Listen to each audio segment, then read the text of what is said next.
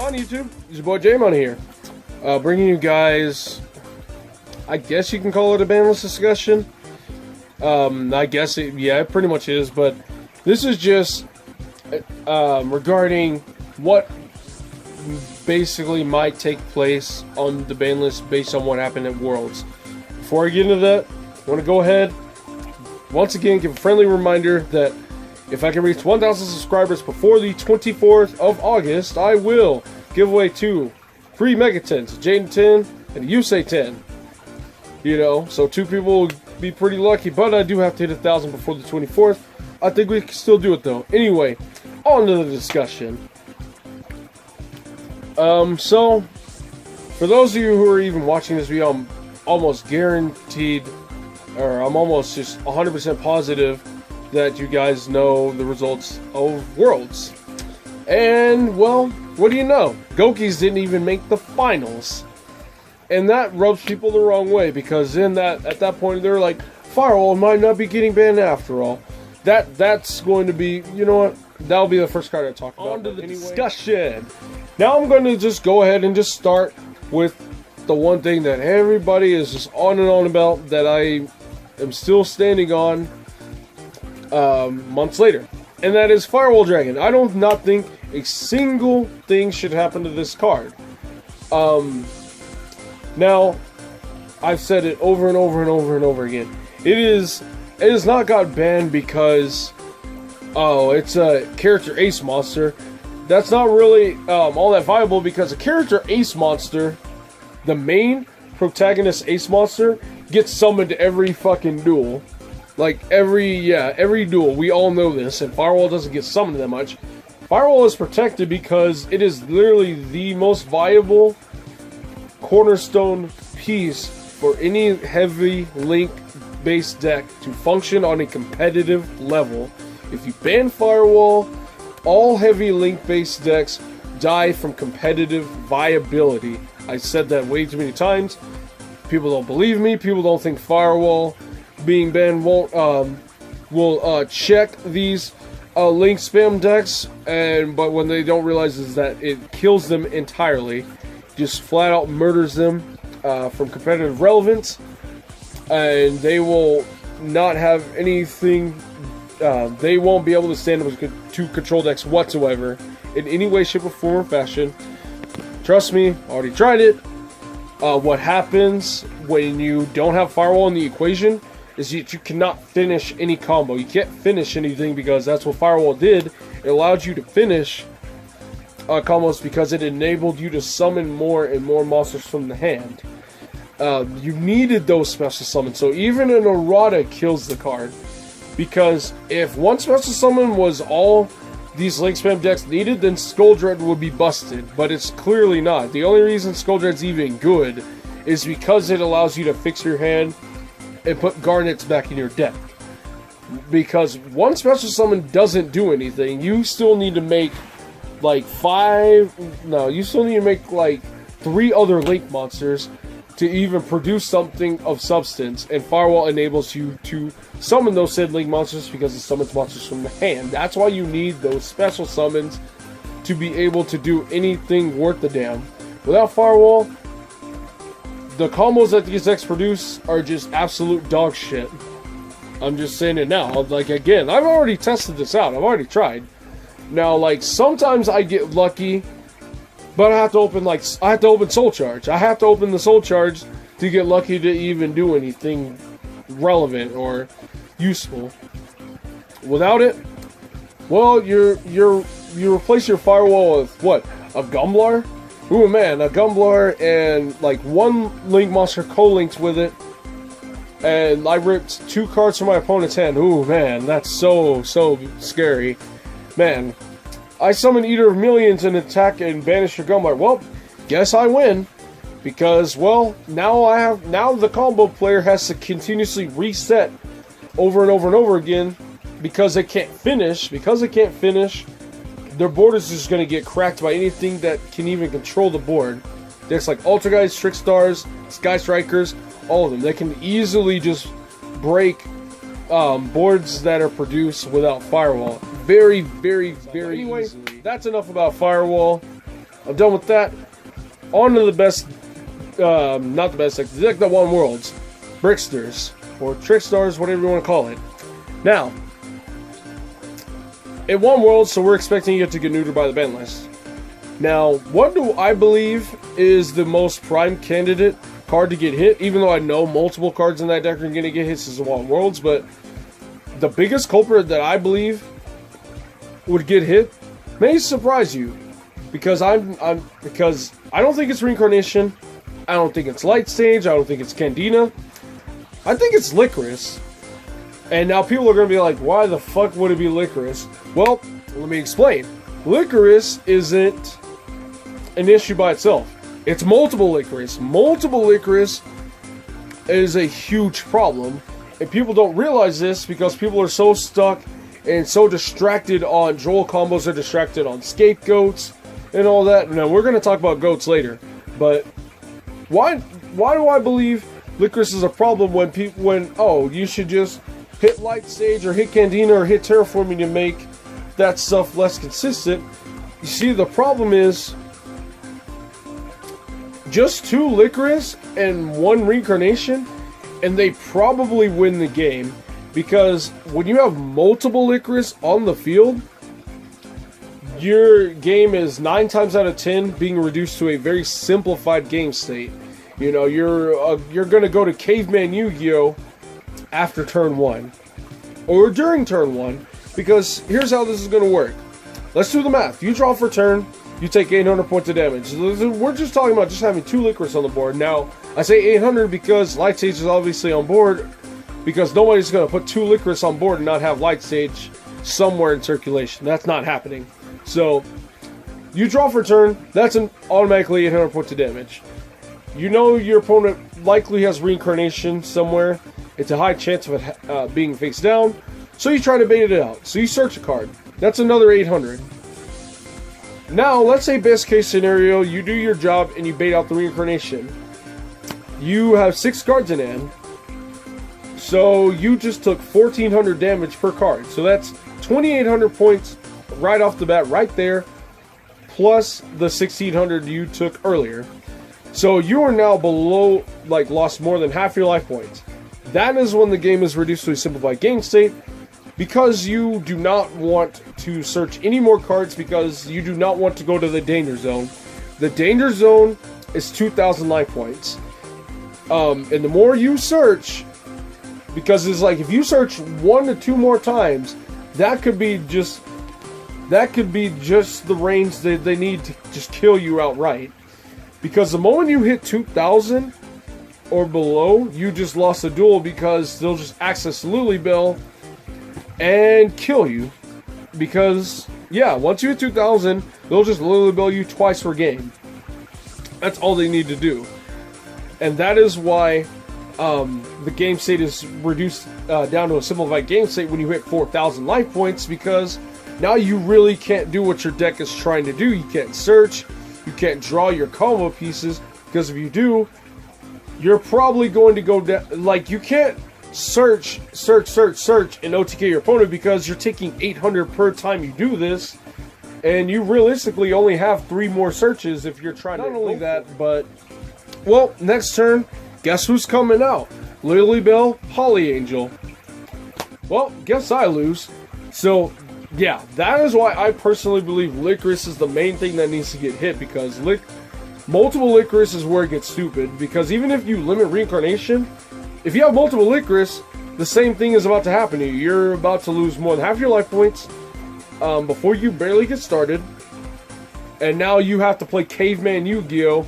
While the Trickstar player gets to just do all their shenanigans without any threat to them. So there's that. Not to mention, I do believe Reincarnation should also get the limit. Why? Because of the Joel combo. And the fact that Reincarnation is pretty stupid. The fact that it's searchable, it banishes the hand. If it made your opponent discard their hand and draw a new hand, nobody would care. But the fact that it banishes the hand and gets rid of the pieces for good, that's pretty annoying. And that sucks ass. Not to mention, like, I would say just limit Troll and Lockbird, because who are we kidding? If Joel is still at 3 and you open 1, you're just going to search Reincarnation and set it, pass, and just wait for your opponent to search, and then, oh, Reincarnation draw. I still win. So it's just like 1 reincarnation is still 3 reincarnations if you access Terraforming or Candida. So that's enough about. Oh yeah, Scapegoat. This is my personal thing. I don't know what to do with it. I don't know what to do with Scapegoat. Because on one hand, I actually do like Scapegoat. Simply for the fact that it provides control decks with an option, with an option to actually, have a... Scapegoat is just an amazing tool for combo decks to fight other decks with. And that's a beautiful thing. It's only just gets really used a lot better in Trickstars because the Nightmares can discard reincarnations and you can get more monsters and stuff that way. So in that respect, Scapegoat's pretty stupid. But if you limit the card, then it becomes a sack card. Then it becomes one of those cards like, wow, you open the 1 of Scapegoat. Well, it's lucky bastard right there. Not only that, but if Scapegoat is at 1, nobody will ever account for it anymore. Nobody will account for a Scapegoat when it comes to playing out their plays. And what I mean by this is, when my opponent is playing Trickstars, and I see 2 sets, I automatically assume one of them is a Scapegoat, so I play accordingly. And all that mess. I'll be sure to either put so much damage on board to where they have to flip it over, or I'll attempt to make some sort of negate on board so they can preemptively flip it over, etc. Now, granted, doing stuff like that, yeah, it may alter your plays, but it keeps you safe from potential Scapegoats from just blowing you out on the end phase and you're just fucked. But if it's at 1, nobody will ever account for it. Nobody will ever try to play around that because, again, nobody is ever going to play around a potential 1 of that's not searchable. Nobody ever accounts for their opponent potentially having a Regeki in their hand or a potential Soul Charge in hand because you can't search these cards. Now, if a card was at 3, it may not be searchable, but the chances of your opponent opening it are pretty high, so you account for it. And so you play accordingly. But you don't do that when you're at 1, when stuff is at 1. Nobody accounts for anything that is limited, that resides in the main deck, that is not searchable. That's just my personal opinion. So that is precisely why I don't know what to do with Scapegoat. I don't know if it should stay at 3 to give these control decks more tools to fight off other decks, or if it should just go to 1, but then it becomes a sack card that if you just open it, it's just that much more powerful because nobody's going to prepare for it. So that's a weird one with me.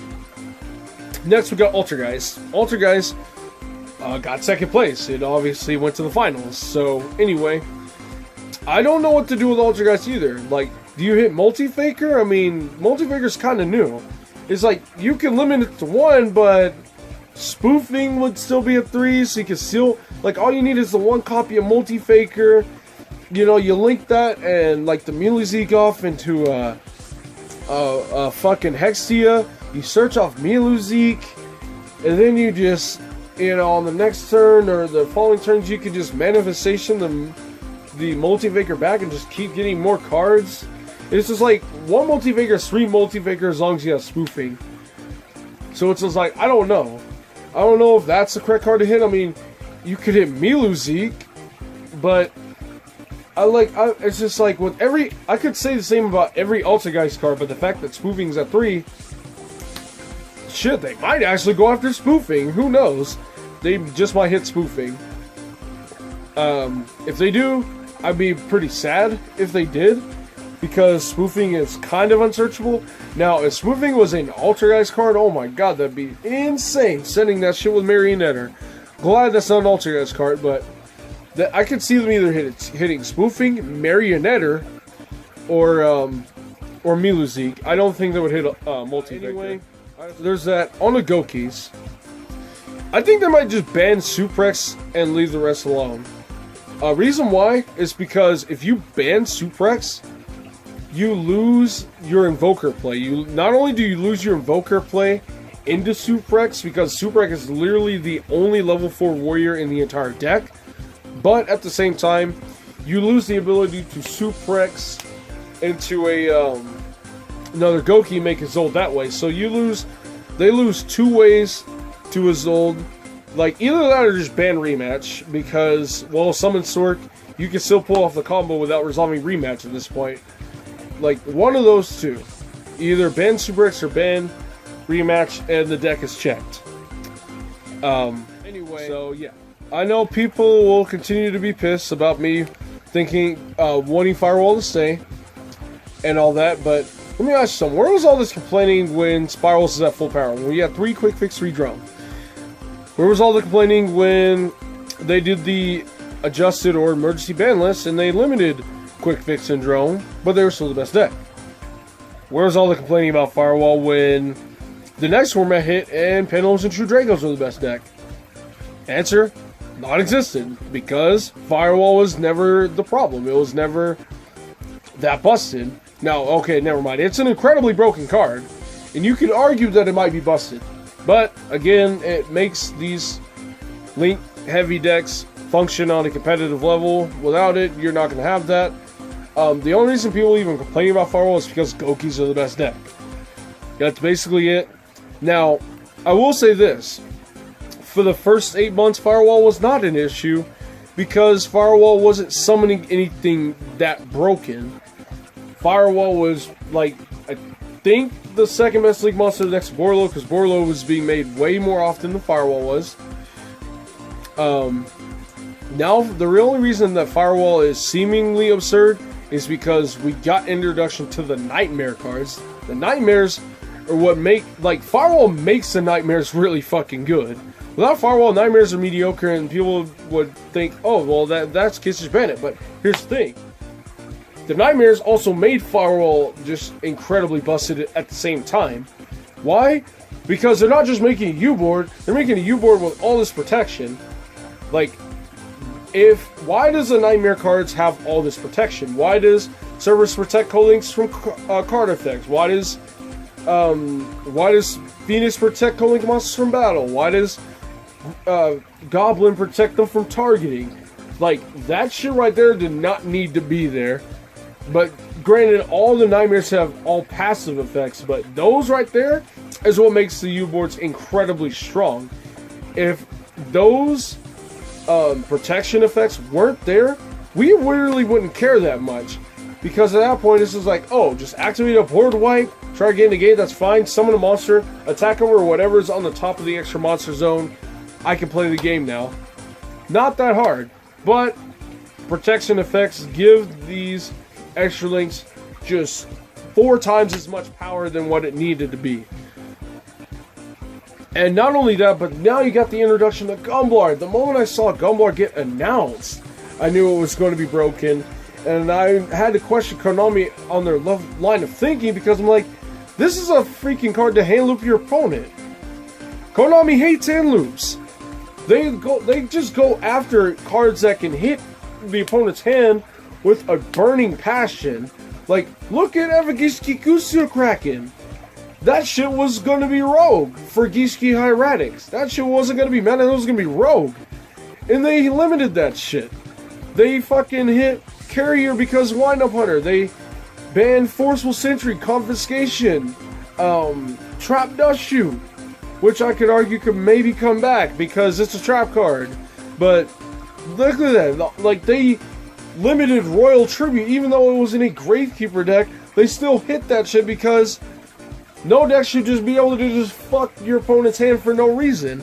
And they made a card like Gumblar and they made it generic. They made it stupidly generic. I'm like, now you're just in a dilemma to where you can't have Firewall and Gumblar in the same fucking format. Because if you summon Firewall, you're not only making a U-board, but you're summoning Gumblar with a board of protection. What else do I think could happen with this list? Just small things. I think they can put maybe Stratos back to 1 with all this hero support, Neospatian support. get people excited about that. I think they might be able to put limiter removal to 2. That's a weird one. Because Cyber Dragons is new. And they might want to give them a buff or 2. Shit, they might sit here and, they might actually bring back card destruction. Now I think about it, fucking dangerous. They might actually bring back card destruction. I really hope they don't. Because then people are really gonna start playing Dark Worlds, but I'm not saying it'll happen, but that's just a possibility. It's a possibility to happen because dangerous. So don't be surprised if card destruction comes back. This video is getting way too long, so that's my discussion. I want to hear you guys' opinion on my based on what I said about Trickstar Licorice, because I believe that is like the root problem aside from the Reincarnation Droll combo, because we all know it's just degenerate as fuck. But when it comes to the Trickstar deck itself, like, I feel like multiple Licorice is what makes this stuff spiral, like, out of control. Not out of control, but, like, the game is no longer going to be in your favor the moment more than one Licorice hits the field, because we all know Reincarnation is probably going to be set, and as I've clearly demonstrated, 2 Licorice plus 1 Reincarnation, well, you're not playing the game like you need to anymore, because you lost more than half your life points, and you don't want to hit the danger zone get to 2,000 life points, or you're definitely losing the game. So let me know your thoughts in the comments below. Thank you guys very much for watching. This is J Money, and I am signing out.